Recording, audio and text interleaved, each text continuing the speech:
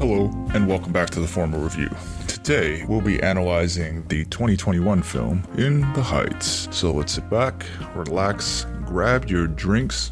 Let's talk about this movie. What's up, y'all, and welcome back to the Formal Review. This is Season 4, Episode 8, and I thank you all for tuning in once again. So in this episode, I will be talking about movie musicals, and then giving my analysis on the new musical film In the Heights. So stay tuned.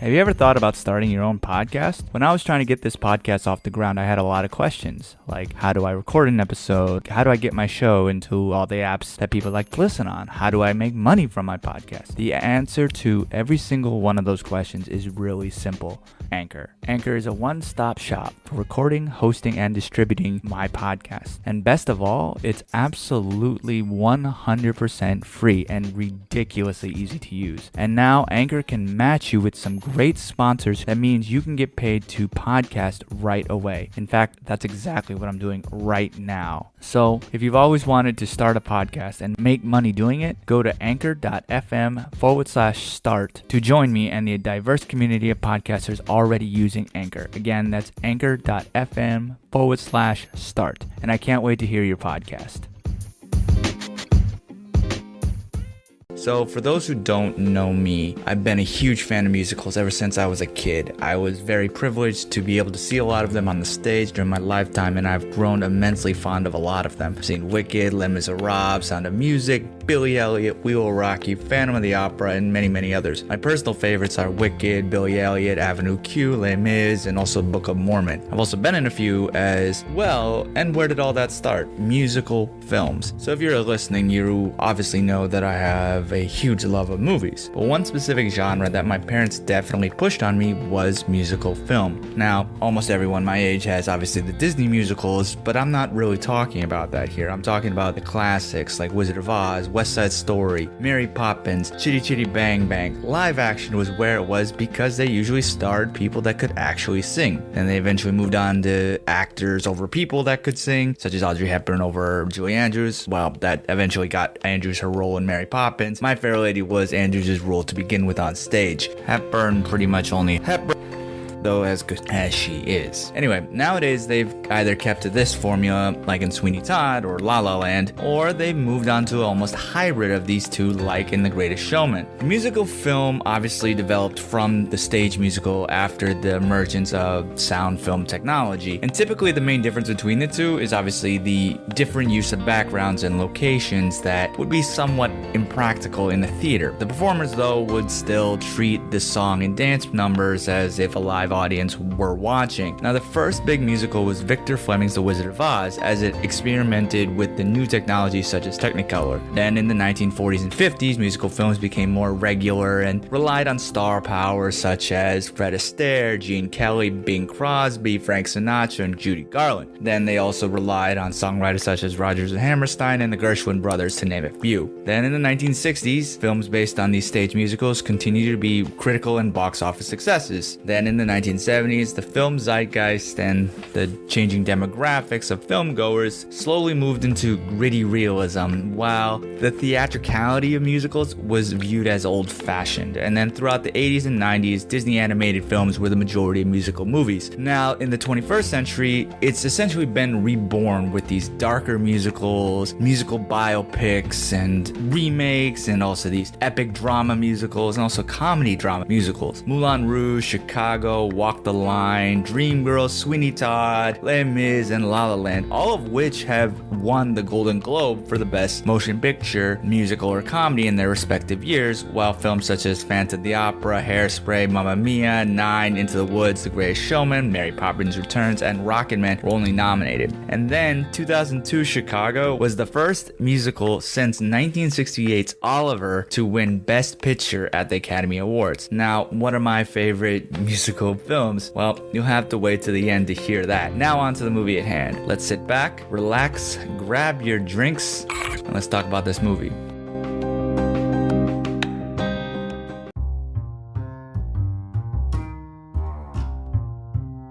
So before I get started, I do want to say that there's going to be a slight spoiler warning here. As I always say, I would suggest go watch the film first before you have to hear what I have to say about it so you fully understand everything. But if you don't care about that, just keep listening. Also, I know I talk about this at the end, but the data shows that most people don't listen to that part, so I want to talk about it here and reiterate the importance of leaving reviews on your favorite subscription services. I do read those because I do want to grow, because these episodes are really for all you listeners out there, and I want to keep this entertaining. So what do you want to hear? Do you want to hear games? Do you want to hear more of the 4K stuff? Do you want to hear me talk about a certain movie? If you want to come on and talk to me about something, if you want to debate, I'm always open to do stuff like that, so you can always reach out to me on social media. I always want to grow and improve, and just because something works doesn't mean that it cannot be improved. So if there's something that you want me to improve on, let me know, and I will grow as such.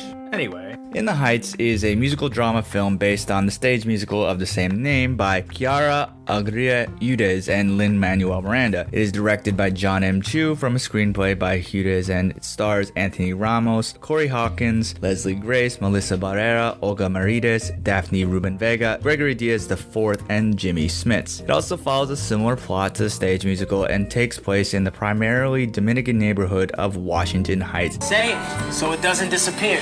Washington Heights! In New York City. So the film tells this tale of a community of these people that go through life's trials and tribulations, but what really keeps them true to who they are is the neighborhood that they all come from. So in general, people tend to be adamantly opposed to change and things that are different from them or what they're used to. And this is because almost everyone really wants stability and because it gives them comfort. However, at the same time, almost everyone wants to do bigger and greater things and achieve their ultimate goals in life. So in this story, it's about Usnavi and his desire to move back to his home country of the Dominican Republic. And this film displays both the good and bad sides of change, specifically in the lives of these residents in Washington Heights over the course of the several days. So as a movie version of a musical, one of the most important parts of it is obviously the music. This is what gives insight into the characters and provides entertainment to the audience and moves the story along while also adding to the film's tone and style of the story. And right from the beginning of this movie, the audience gets this clear taste of the style and story that it's going to happen. And it introduces a number of the main characters and provides a bit of exposition while setting the tone for the rest of the film, which is obviously crucial for any good opening number of any musical on stage or in film. But what's really interesting about this first song, where Usnavi introduces himself along with the neighborhood, there's a beat borrowed from another musical altogether.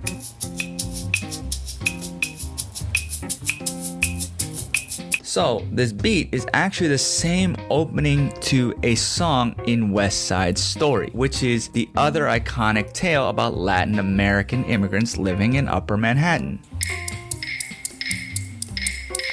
While obviously that this was something that was done in the stage version as well, those borrowed 5 notes are essentially an homage to the 1957 stage musical and also the movie version of it in 1961. So for those who haven't seen it, it is one of the greatest musical films ever written. And that song itself comes from a number called America.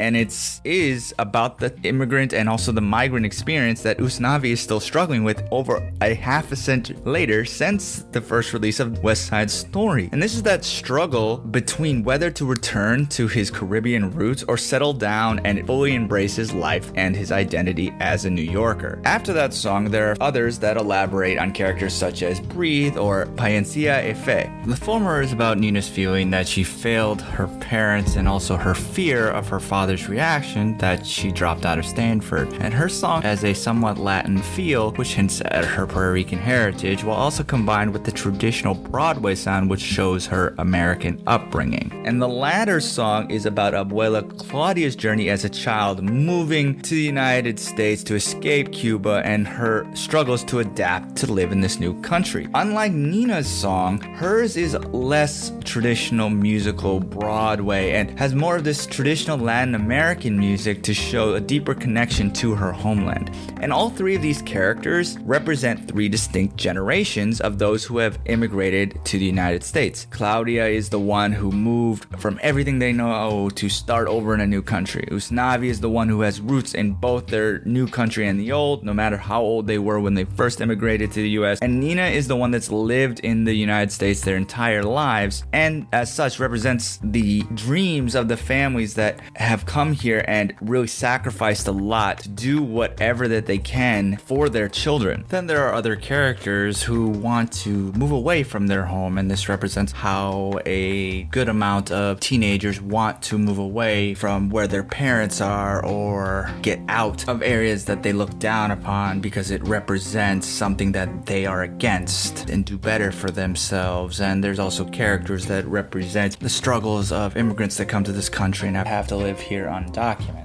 And the story then drives some of their thoughts and how they deal with changes in their lives. And in the end, each of them gets exactly what they need, even if it isn't initially what they expected, and some even find new goals in life. And additionally, this is even different than the way the audience would expect it to go as well. Beyond the characters, the story itself is about a change in a familiar dynamic, as I mentioned already. Even with modern musical films such as A Star is Born, there's this particular style that people expect in a musical, and similar to Miranda's Hamilton, he uses rap and also Latin American music and dance to somewhat change what is in a musical. Now, I haven't seen the stage version of this or Hamilton, but I have seen the thing on Disney Plus. But either way, I have a hunch that both would be amazing to see on stage. However, the idea here is that the story itself shows the audience the changes in the characters' lives, but also mixes up the idea of what a typical musical should be. Furthermore, this version of a musical also connects back to what a traditional movie musical was. They sang about doing everyday stuff and gave big production numbers, and these songs themselves usually advance the plot or develop the film's characters. And this is what a musical is supposed to do. It's not just supposed to be a random song that they sing just for funsies. It's supposed to move the plot along and also, again, develop the film's characters. There are songs in this, such as In the Heights and 96,000, where it uses rap and hip hop to move the plot forward and also show generational differences between some of the characters. In addition, there's ballads in this, such as Breathe, and these present more traditional musical theater style. And then it also adds in some Latin rhythms and musicals, such as In the Club and again, Pariente Fue. And additionally, when they add in songs such as When You're Home, there's a Motown soul music that moves throughout the way of the song. And how this music interplays Spanish and English is an essential part of storytelling, especially in Washington Heights. Say it so it doesn't disappear. Washington Heights! And I'll go into this in a little bit, but it has a very deep Hispanic and Latinx population. And characters merge the two languages in very different ways depending on the context. And this is honestly why these songs are really good at what they do, because they represent this neighborhood extremely well. That this area, when Lin-Manuel was writing it, he was surprised that he was the first person to really bring Latin music and hip hop to the musical stage. And I mean, he's happy that he did it, but he was even more so surprised that it took that long. And honestly, the type of music, especially the rap, is designed to tell stories, and that is exactly what this music does for the audience. And honestly, again, represents the area of the type of music. And again, there are songs that are similar to what is thought of being in a traditional musical, but then again, music can be heard in many different ways, and rap and hip hop are those musical genres that really come off as poetry and again represents a specific culture that honestly is exactly what a story like this needs, is to tell a story of characters that maybe audiences didn't really know before. However, what's really interesting about this is that out of all the characters, Usnavi's the only one that really gets into the rap spit, at least for the first few songs. And then when 96,000 comes on, a lot more of the characters describe what they would do with $96,000 lottery prize. You really see where Lin-Manuel Miranda got inspiration for Hamilton. And this is what gives the song its energy. And because you have all these people who are struggling or have their own story, and it shows what opportunities that $96,000 would bring to them. And what's really interesting is how in the verse that is from Usnavi's cousin, it's straight hip hop. His verse is he's addressing things like gentrification, racism, and the lack of education funding within the city, and the need for a robust protest movement. And this is really the political and social issues that a lot of hip hop and some poetry really exemplifies, and what rap and hip hop really are. It's about expressing specific political and social issues that really show why it's important. And this is one of the only songs, if I'm remembering correctly, that really doesn't mix at all any Latin pop or really any other type of element. And that's, again, what really makes this song such a really great view. And honestly, when it comes to whether this type of music is going to be traditional ballads and that's what you're gonna know it for, this isn't that type of music. This is the type of music that where you listen to the lyrics of it. And again, that's what hip hop is. It's about the lyrics of the song, and that is where a lot of the details of this movie come into play. Little details that tell the world we are not invisible. When you pay attention to the lyrics, you see how there's a lot of foreshadow and a lot of emphasis on certain things that really do pay off in the end. And that's the details of this story that really succeed. And the songs and characters really show how change can open the door for bigger and better things in the future. And additionally, this film gives a very timeless message in a very fresh way. The idea that your first dream that you ever have won't be your last. Sometimes life happens and your entire worldview changes, but that isn't a bad thing. The importance is how you deal with these changes, move forward, and what you make of them. This strong message, plus the multiple cultural identities of the cast, only serve to make the message stronger. This diversity of both their backgrounds and their issues shows a more realistic world than a simple one-note coming-of-age story. All of the actors here, from Anthony Ramos to Corey Hawkins, Leslie Grace, and Melissa Barrera, and also Olga Redis, are all honestly fantastic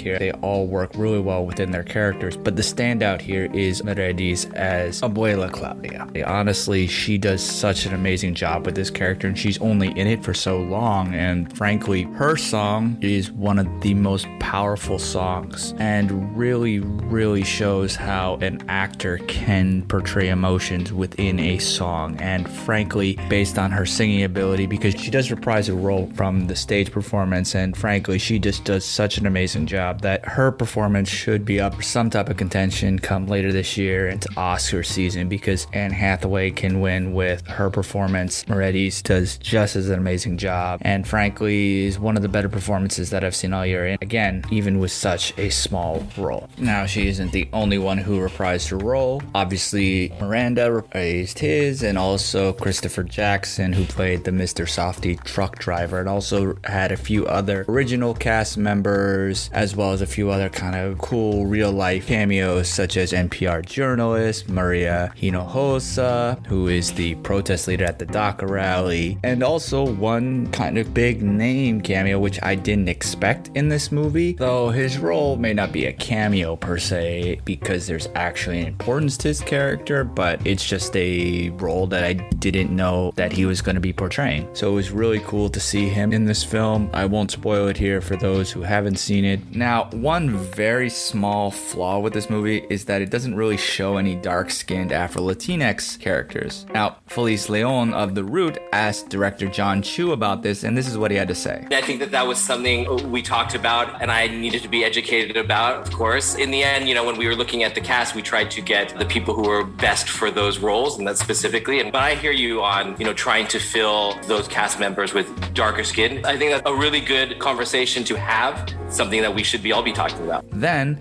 bachata singer and actor Leslie Grace added, I didn't realize until making this movie that I didn't really get to see people that look like my siblings that are darker than me on screen. And I didn't realize how much that affected the limitations that I put on myself, being someone who wanted to be an artist and be an actress and even be in the Latin music industry, being Afro-Latina. I feel so blessed we get to express the diversity that is within the Latinx community in a way that we haven't been able to see on screen, because so many times we're put on screen in one particular way, and since we get so little opportunities, everyone wants to claim that one story because it's all we got. Now, before I give my full thoughts on this, I do want to say that Lin-Manuel Miranda has been fighting for equality and equal rights for a lot of people, and honestly, I think that generally speaking, he is not the person that social justice warriors should be attacking. I do think that overall he is a good person, and honestly, this issue really, if anything, was a mistake by him, and it wasn't a malicious attack on certain someone. The one thing that I will say is that yes, Afro-Latinx populations aren't shown as much in the foreground, but there are some in the background. So again, this comes down to honestly just casting people who he knows that can sing and bring a really good portrayal to the character. Now, I'm not trying to say that there isn't anybody of that population that wouldn't be as good. However, just based on opportunity, maybe people of that population weren't being auditioned or they didn't have the opportunity to be auditioned. So I'm not really sure of the background, but so the point that I want to bring to the equation is that no matter your ethnicity, whether Black, Latinx, or Asian, not all look the same. And this is the same issue that Crazy Rich Asians,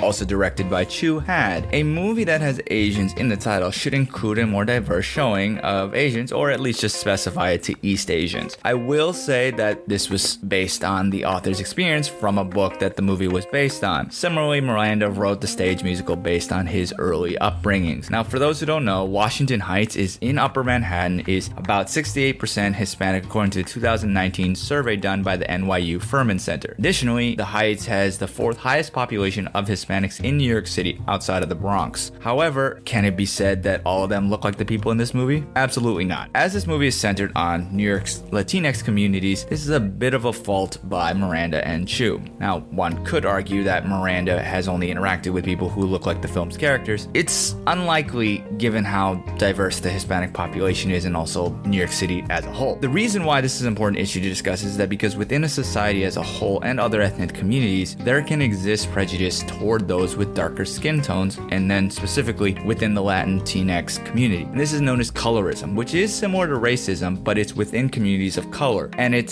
shows how different skin tones are valued. Often, light skin is seen as better than dark skin. Regularly, Latinxes are thought of as people of color, and as such within a system of racism, meaning that they cannot be racist. However, they can be prejudiced since they lack the systematic power to actually be racist. And race and color are understood in Latin America very differently than in the United States. In the United States, race isn't as acknowledged as much, meaning those who are quote-unquote colorblind, mainly because of its painful past here. In this country, there was a phrase that existed that said, quote, if you're white, you're all right. If you're brown, stick around. If you're black, stay back. And this is obviously the idea that there's this skin hierarchy in the United States. And they have tried to really make this non-existent, but it somewhat still exists to this day. But in other countries, it honestly lives on a little bit more strongly. In many Latin American countries, there is said to be, quote, no racism. However, Frances Robles from the Miami Herald states that in some countries, being black is essentially a source of shame for many people. And she says it comes from a complete denial of their blackness. When specifically talking about the Dominican Republic, she says that the majority of the black people don't even consider themselves black. And these are people that if they lived in the United States, they would be considered African American, not somebody who quote unquote could be black. The Dominican Republic is one of a few countries that did not get its freedom from Spain itself, but rather from the country of Haiti. And at the time, Haiti was a black country. And currently approximately 95% of the population is Black Creole. So even when they were freed, Dominican presidents such as Rafael Trujillo really tried to put this sense of anything Haitian, or honestly anything Black, was bad. Now it is kind of grown to about 10 million people who essentially believe that Blackness and Haitianness is bad. And this is a taught hatred over many, many years. Now, this is not to say that all Dominicans are going to have the same type of hatred toward their Haitian brothers and sisters. However, this idea does exist in many Latin American countries, and even Brazil for that matter. Now, why is it important to talk about this when discussing this movie? Well, for one, it doesn't show anyone from this population in the foreground.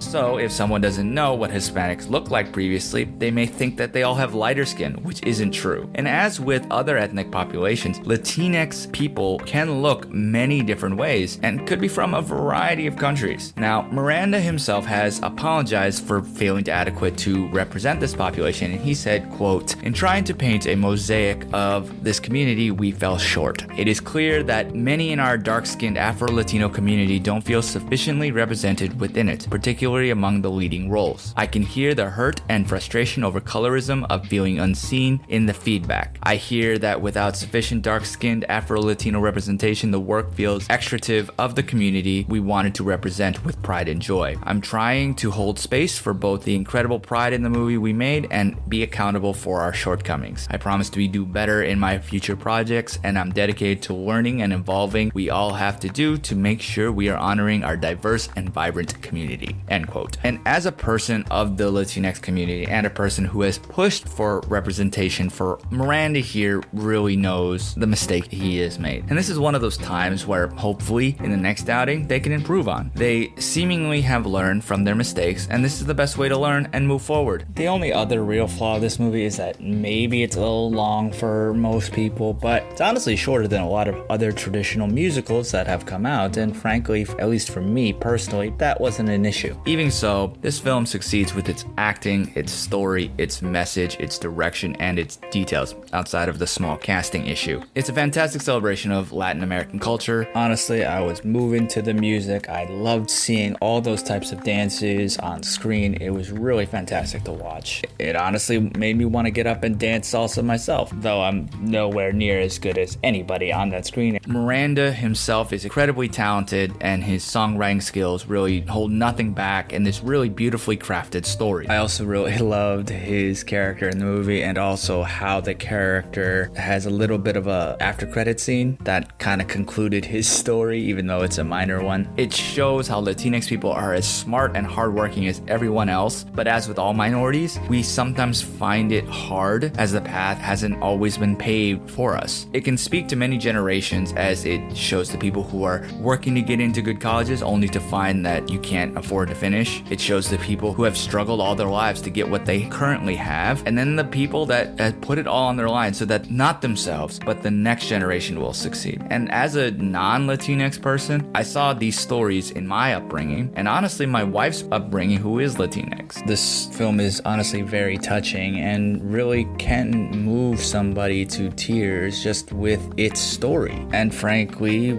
is worth rewatching again and again. The story and then the music are both very uplifting. And speaking of music, I promised to give out my favorite movie musicals. I'm not going to include any Disney animation here because that's almost a genre by itself. So one quick honorable mention is Wizard of Oz, and also to Fiddler on the Roof, both of which are really good musicals and are honestly have really good messages and really good stories overall, but these others are really my top 5. So number 5, My Fair Lady. Number 4, In the Heights. Number 3, Sound of Music. Number 2, West Side Story. Number 1, Mary Poppins. What did you think of In the Heights and my list of musical films? Let me know. Hit me up on social media. The Formal Review is on Facebook, Twitter, and the Gram, and also YouTube. The handle's all the same. It's at The Formal Review. And for anyone who has supported me on a financial basis, I thank you very much for supporting me in that way. For anyone who wants to support, you can go to anchor.fm/the-formal-review and click support this podcast, and any donation is appreciated. Thank you all again for tuning in, and until next time, wash your hands, get vaccinated, or if not, wear a mask. And I'll see you at the movies. Thanks for tuning in to another episode of The Formal Review. Cheers, and we'll see you next time.